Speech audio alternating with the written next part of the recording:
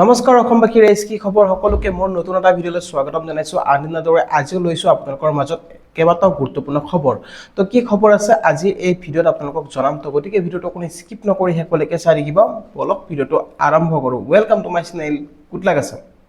তো গাইজ প্ৰথমটো খবৰ দিব ওলাইছো যেহেতু লাখপতি বাইদেউসকললৈ লাখপতি বাইদেউসকলৰ বাবে ভাল খবৰ যেহেতু লাখপতি বাইদেউসকলৰ একাউণ্টত সোমাইছে 10,000 টকা আপুনি লাভ কৰিলে নে নাই আপুনি যদি লাখপতি বাইদেউ আঁচনি ধন যদি আপুনি লাভ কৰা নাই তেনেহলে আপুনি কেনেকৈ ক'ত কি চেক কৰিব লাগিব সো প্ৰথম কথাটো হৈছে কি আপোনালোকৰ বেংকৰ একাউণ্টটো ঠিকে আছে নে নাই আপোনাৰ বেংকৰ একাউণ্টটো যদি আপোনাৰ সকলো ঠিকে আছে বা আপোনাৰ লিংক হৈ আছে আপোনাৰ যদি কোনো সমস্যা হোৱা নাই তেনেহলে আপোনাৰ একাউণ্টত পইচা নিশ্চয় সোমাব আৰু আপোনালোকে চিন্তা কৰিব নালাগে আৰু আপোনালোকৰ যদি লিষ্টখন আপুনি চাব পৰা নাই তেনেহলে আপুনি ৱেবছাইটতো চাব পাৰিব MMUA আপোনালোকে লিষ্টখন আপুনি সাৰ্চ কৰি আপুনি গুগলত চাব পাৰিব তাত আপোনালোকৰ যদি ডিস্ট্ৰিক্ট ওয়াইজ আপোনালোকৰ দিয়া আছে তো আপোনালোকৰ যদি কিছু অসুবিধা হয় বা আপোনাৰ নামটো যদি চাব পৰা নাই তেনেহলে আপুনি পঞ্চায়তত যাওক আপোনালোকৰ নেম ওয়াইজ আপোনালোকে চাব পাৰিব আপোনাৰ নামটো আছে নে নাই যদি আপোনাৰ নামটো কৰ্তন হোৱা নাই বা আপোনাৰ নামটো যদি আছে আপোনাৰ গ্ৰুপত তেনেহলে আপোনাৰ একাউণ্টত নিশ্চয় আপুনি লাভ কৰিব 10,000 টকা আৰু 10,000 টকা সকলো মহিলাকে যেটো এই পইচা ভৰাই দিয়া হৈছে একাউণ্টত তো কিছুমানে হয়তো সোমোৱা নাই বা আপোনালোকৰ কিছুমানে পাইছে কিন্তু যিসকলৰ সোমোৱা নাই আপুনি যদি লাভ কৰা নাই ধন তেনেহলে আপুনি বেংক একাউণ্টত আপুনি চেক কৰক আপোনাৰ বেংকৰ আপোনাৰ KYC লেন্ডিং আপোনালোকৰ সকলো ঠিকে আছে নে লিংক হৈ আছে নে আধাৰৰ লগত সেই বস্তুখিনি আপোনালোকে চাই লওক যদি আপোনাৰ সকলো ঠিকে আছে তেনেহলে আপোনাৰ কোনো সমস্যা নাই আপোনাৰ একাউণ্টত 10,000 টকা আপুনি নিশ্চয় লাভ কৰিব পাৰিব তো গাইস নেক্সট এটা খবৰ দিব বিচাৰিছো যেটো ক'ব খুজিছো আপোনালোকক অৰুণোদয়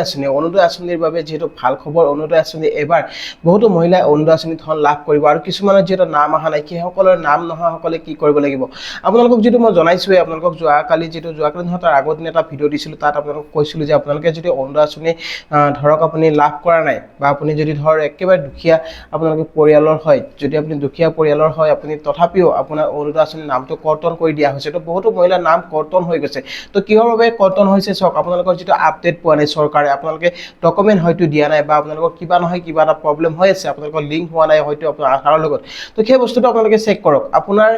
আপোনাৰ গুটেখিনি বস্তু ঠিকে আছে না আপোনাৰ এপটিও মানে আপোনালোকৰ যেটো ক'ব খুজিছো আপোনাৰ আধাৰৰ লগত লিংক হৈ আছে না আপোনাৰ ৰেশন কাৰ্ডৰ লগত সেই বস্তুটো আপুনি চেক কৰক আপোনালোকে যদি সকলো যদি আপুনি লিংক কৰা নাই বা আপুনি যদি ডকুমেন্ট জমা দিয়া না আপুনি প্ৰকাশত ডকুমেন্ট দিছিলে নাই যদি আপুনি প্ৰকাশত ডকুমেন্ট দিছিলে তেনেহলে সমস্যা নাই আৰু বহুতো লোকে যেটো বহুতো মহিলাই প্ৰকাশত যোৱা নাছিলে তো তাৰ কাৰণে যেটো কিছুমানৰ নাম কাটি দিয়া হৈছে বা আপোনালোকে যদি একেবাৰে অৱস্থা আপোনালোকৰ বেয়া যেটো আপোনালোক দুখীয়া শ্ৰেণীৰ লোক হয় বা আপোনালোকক যদি চৰকাৰে কৈছিলে যে আপোনালোকৰ যিসকলৰ ৰেশন কাৰ্ড থাকিব প্ৰতিগৰাকী মহিলাক অৰুণোদয় আঁচনি দিয়া হ'ব কিন্তু ৰেশন কাৰ্ড থকাৰ পিছতো মহিলাসকলে কিয় নাই পোৱা অৰুণোদয় আঁচনি তো মুখ্যমন্ত্ৰীয়ে যেটো এবাৰ কৈছে যে আপোনালোকক যদি ভেৰিফাই কৰা হ'ব বুলি কৈছিলে কিন্তু ভেৰিফাই কৰা হৈছে নাই কিছুমান জায়গাত হৈছে কিছুমান জায়গাত হোৱা নাই আৰু আপোনালোকক যেটো কৈছে যে নতুন তালিকা এখন দিয়া হ'ব কিন্তু সেই তালিকা যেটো ইতিমধ্যে উলুৱাই নাই তো সেই তালিকা নুলাওতে যেটো কিছুমান জায়গাত ফৰ্ম দিয়া হৈছে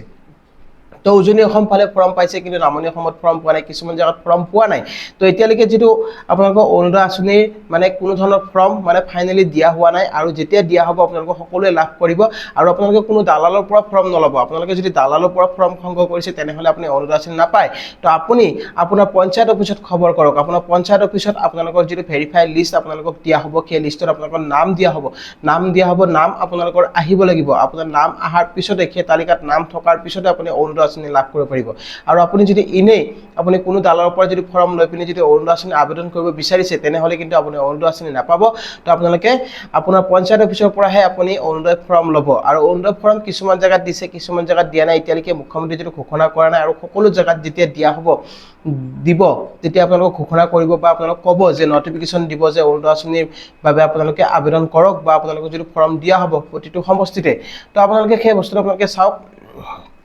প্ৰথম কথাটো হল কি আপোনালোকৰ যদি যোগ্য হয় আপুনি যদি কোনো সমস্যা নাই আপোনাৰ যদি নামটো যদি ইনে কাটি দিয়া হৈছে তেনেহলে আপুনি পঞ্চায়তত কমপ্লেইন কৰিব পাৰে পঞ্চায়তত গৈ আপুনি খবৰ কৰক কিহৰ কাৰণে আপোনাৰ নাম কাটি দিয়া হৈছে আপুনি এজন যোগ্য হিতাধিকাৰী হয় বুলি আপুনি প্ৰমাণ কৰিব লাগিব প্ৰমাণ কৰিব পাৰিলে আপুনি নিশ্চয় অৰুণোদয় আঁচনি লাভ কৰিব পাৰিব আৰু সকলো মহিলা লাভ কৰিব যেটো ৰেশন কাৰ্ড থাকিলে যেটো মুখ্যমন্ত্ৰীয়ে জনাইছে কিন্তু তাৰ পিছতে যদি কিছুমান মহিলাৰ নাম কৰ্তন হৈছে তো তাৰ কাৰণে আপুনি চিন্তা কৰিব নালাগে আপুনি কিছুদিন ওয়েট কৰক যেটো ভেৰিফাই লিষ্ট দিয়া হ'ব সেই লিষ্টত আপোনাৰ যদি নামটো আহে তেনেহলে আপুনি নিশ্চয় লাভ কৰিব পাৰিব অৰুণোদয় 3ৰ সুবিধা আৰু প্ৰতিগৰাকী মহিলা লাভ কৰিব যিসকলৰ ৰেচন কাৰ্ড থাকিব আপোনাৰ যদি ৰেচন কাৰ্ড আছে তেনেহলে আপুনি নিশ্চয় অৰুণোদয় 3ৰ সুবিধা লাভ কৰিব পাৰিব আৰু অহা 10 তাৰিখে যেটো অৰুণোদয় ধন মুকলি কৰা হ'ব কিন্তু কথাটো হৈছে কি এবাৰ কোনে কোনে লাভ কৰিব এই অৰুণোদয় আঁচনিৰ ধন যদি আপোনাৰ নামটো আহিছে যদি আপুনি অৰুণোদয় লিষ্টত আপোনাৰ নাম আছে তেনেহলে আপুনি নিশ্চয় অৰুণোদয় ধন লাভ কৰিব পাৰিব কিন্তু এবাৰ নতুন সকলে পাবনে নাপায় ইমানখিনি যেটো সঠিক নহয় আপোনালোক যেটো ক'ব নোৱাৰিম কিন্তু পুৰণি সকলে লাভ কৰিব পুৰণি সকলে 10 তাৰিখে অৰুণোদয় মানে যেটো 20 ধন আছে সেই 20 ধন আপোনালোকে 1250 টকা লাভ কৰি দিব আৰু মুখ্যমন্ত্ৰীয়ে কৈছে যে প্ৰতি বাৰৰ দৰে যেটো প্ৰতি মাহৰ যেটো 10 তাৰিখে অৰুণোদয় ধন দিয়া হয় আৰু অৰুণোদয় ধন সকলো মহিলাকে যেটো দিয়া হয় মানে ধৰক পুৰণি হিতাধিকাৰী সকল আৰু নতুন সকলো কিছুমানে পাইছে কিছুমানে পোৱা নাই এতিয়ালৈকে যেটো অৰুণোদয় ফাইনেল লিষ্ট ওলোৱা নাই তো ফাইনেল লিষ্ট আপোনালোকক কেতিয়া দিয়া হ'ব আপোনালোকক মই নিশ্চয় জনাই দিম আৰু ফাইনেল লিষ্টৰ বাবে আপোনালোকে কিছুদিন অপেক্ষা কৰিব লাগিব যেতিয়া ফাইনেল লিষ্ট আহিব তেতিয়া আপোনালোকৰ সকলো ডিস্ট্ৰিক্টত অৰুণোদয় 3ৰ আপোনালোকৰ লিষ্ট প্ৰকাশ পাব বা আপোনালোকক লিষ্ট এখন দিয়া হ'ব সেই লিষ্টত নাম থাকিব তেতিয়াহে আপুনি অৰুণোদয় আঁচনি লাভ কৰিব পাৰিব এতিয়া এনেকুৱা হৈছে আপোনাৰ কিছুমান জায়গাত অৰুণোদয় ফৰ্ম দিছে কিছুমান জায়গাত অৰুণোদয় 3ৰ ফৰ্ম দিয়া নাই তো সেইমতে আপোনালোকক যেটো জনাব বিচাৰিছো আপোনালোক কোনো দালালৰ পৰা ফৰ্ম নলব আপোনালোকে অফিচত যোগাযোগ কৰি আপুনি তাৰ পৰাহে ফৰ্ম ল'ব তেতিয়া আপুনি অৰুণোদয় সুবিধা লাভ কৰিব পাৰিব তো গাইস নেক্সট এটা খবৰ দিব বিচাৰিছো যেটো ক'ব খুজিছো সৰকাৰি ঘৰৰ তালিকা যেটো প্ৰস্তুত পাইছে আপোনালোকক যেটো ক'ব খুজিছো সৰকাৰি ঘৰৰ তালিকা ওলাইছে আপোনালোকে তালিকাখন চালনে নাই যদি চোৱা নাই আপোনালোকে পঞ্চায়তত যোগাযোগ কৰক আৰু যিখন লিষ্ট মানে দিয়া হৈছে সেইখন লিষ্ট হৈছে আপোনাৰ যিসকলে পুৰণি মানে আগতে আবেদন কৰিছিল আপুনি সৰকাৰি ঘৰৰ বাবে তো আপোনাৰ নামটো আহিছে নে নাই আপুনি পঞ্চায়তত খবৰ কৰক জিঅটেক যিসকলৰ হৈছিলে সেইসকলৰ নাম আহিছে আপোনাৰ যদি নামটো আহিছে তেনেহলে আপুনি লাভ কৰিব সৰকাৰি ঘৰ আৰু সৰকাৰি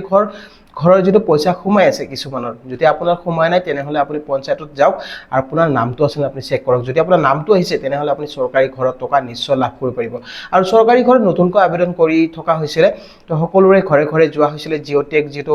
জীৱিকা সখী বাইদেউসকলক পঠিয়াই দিয়া হৈছিল আপোনালোকৰ ঘৰে ঘৰে আপোনালোকৰ ঘৰত গৈছে নে নাই যদি আপোনাৰ ঘৰত গৈছে তেনেহলে আপুনি সৰকাৰি ঘৰ নিশ্চয় লাভ কৰিব পাৰিব জিঅটেক হৈছে নে নাই যদি হৈছে আপোনাৰ ফটো যদি লৈ গৈছে তেনেহলে আপুনি সৰকাৰি ঘৰ লাভ কৰিব পাৰিব তো তাৰ কাৰণে আপোনালোকে সৰকাৰি ঘৰ এবাৰ যিসকল আবেদন কৰিব হয়তো আপোনালোকে পঞ্চায়তলৈকে পাব পাৰে নহয়তো নেক্সট বছৰ আপোনালোকে লাভ কৰিব পাৰিব আৰু পুৰণি যিবিলাকে আবেদন কৰিছিল তো সেইসকলৰ যেটো তালিকা প্ৰস্তুত পাইছে তো আপোনালোকে তালিকাখন আপোনালোকে চাই ল'ব তালিকা দিয়া হৈছে মানে আপোনাৰ পঞ্চায়ত অফিচত গৈ আপুনি সেই তালিকাখন চেক কৰিব যদি আপোনাৰ তালিকাখনত নাম থাকে তেনেহলে আপুনি নিশ্চয় লাভ কৰিব পাৰিব সৰকাৰি ঘৰ তো গাইস আপোনালোকে নিশ্চয় বুজি পাইছে তো আপোনালোকক তিনিটাকৈ খবৰ জনালো ভিডিওটো চাই কেনেকুৱা পালে জনাব ভাল পালে লাইক আৰু শেয়াৰ কৰি দিব আৰু লগতে চেনেলটো যিসকলে নতুনকৈ আহিছে সাবস্ক্ৰাইব কৰি ৰাখিব আৰু কাষত থকা বেল আইকনটো প্ৰেছ কৰি দিব নাপাহৰিব যাতে এনেকুৱা ধৰণৰ নতুন ইনফৰমেশ্যন আহিলে সকলোতকৈ আগত পাই থাকে তো গাইস আজিলৈ মানে জয় অসম